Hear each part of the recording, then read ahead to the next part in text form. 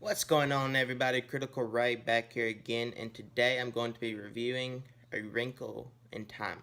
Now, this movie has a runtime of an hour and 49 minutes. It stars Storm Reed, Oprah Winfrey, Reese Witherspoon, Mindy Kaling, Levi Miller, uh, Derek McCabe, Chris Pine, Zach Galifianakis, Michael Pena, and Rowan Blanchard, and a couple of other big names. But those are the biggest. It was directed by Ava Duvernay, uh, Duvernay. That's it. Who directed Selma, and it was written by Jennifer Lee and Jeff Stockwell. And this is Disney's new live action IP that's not a retelling of a fairy tale like Cinderella, Beauty and the Beast, and it's not like based off of ride from their parks like Pirates of the Caribbean and Tomorrowland. This is their own thing, and this is the basic synopsis for it. After the disappearance of her scientist father, three magical beings send Meg, her brother, and her friend through space to find her father. And this movie has some good aspects to it, but overall, it's not a great movie at all. Uh, the stuff I liked about it was some of the CGI was actually good. Like you could, I want to say it was they filmed on location like in New Zealand or whatnot, and then they added in CGI. And that aspect and those shots, it looked really great. But then they had some like green screen, full on the environment, everything except for the characters. The actors are CGI, and you could tell, and it was just bad. Um, I liked some of the performances. Chris Pine was great in it, but he's also great in everything that he does. Zach Galifianakis, for the little time that he was in it, he was funny. Michael Pena was funny in it too. He was also in it for a short amount of time.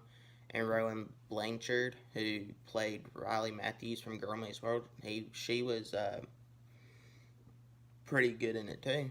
Little bit that she was in it, and the little boy, her brother, was. I thought he did a really good job. He had a heavy part in this movie, and you know he did a really good job. He was like kind of funny, and like he was really quick with his dialogue, and it made it really enjoyable, his scenes. Um, and that's really all the good stuff I can say about this movie. Um, they gave the best dialogue to Chris Pine's character. His whole dialogue was great. And he delivered it great.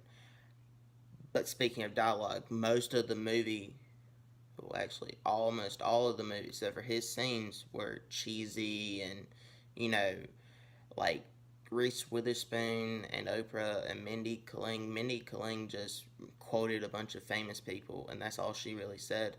Reese Witherspoon was, you could tell she was having fun, and I enjoyed watching her have fun in this movie, but I don't know what she was doing. A lot of her dialogue just didn't make sense.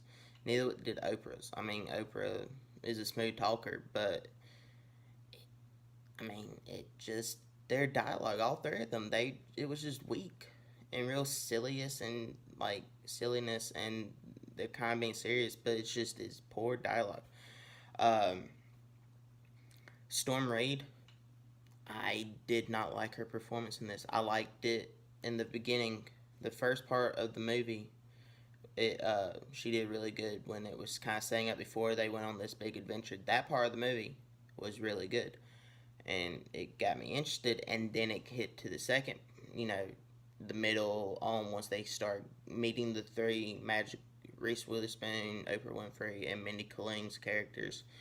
Once they met them, it just all went just mishmash. It kind of felt like a big old montage type deal of just random scenes in random places, and whatever worked, and whatever didn't. That's what it kind of felt like they were trying to do. And I didn't enjoy that. I thought it needed a more cohesive story, and the editing of it needed to be better. But the first half part was good. Um, and so I mean, it could have been her dialogue, but I didn't think she was really good. She didn't react to the things, like some of the creatures and stuff, everything that was going on in their adventure. She was like poorly acting to them, reacting to them.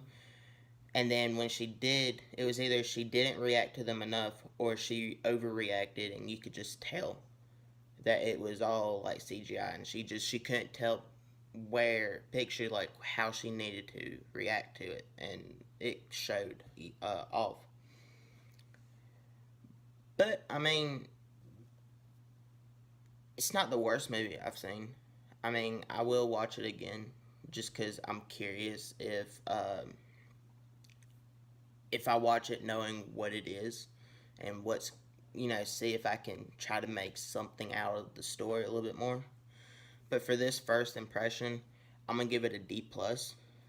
I think it has some good aspects to it, but overall it is a fail. And I give credit to Disney for trying these new IPs because you gotta try something new.